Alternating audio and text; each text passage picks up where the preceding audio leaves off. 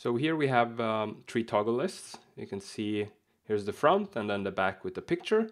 You can write the tag here in the front like this.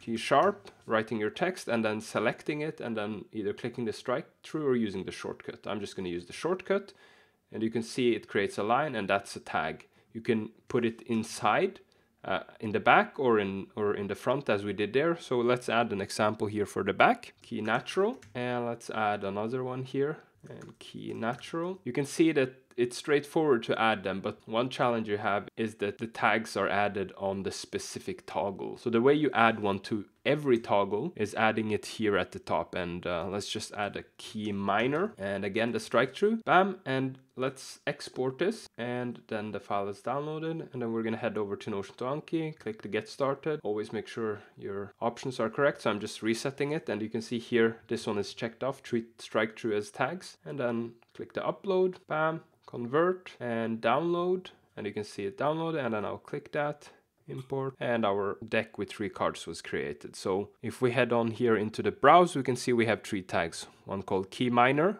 and this is the global one, right? You can see this is the one here, so it will be added to every card. And then we have these individual ones. Key natural was added to the B minor and the E minor, and key sharp was only added to the first one. That's how you add tags to your flashcards using Notion to Anki. I hope this made it clear, and if you'd like to support the project, you can head on over to Patreon. Thank you very much, and I hope you enjoyed this video, and see you soon.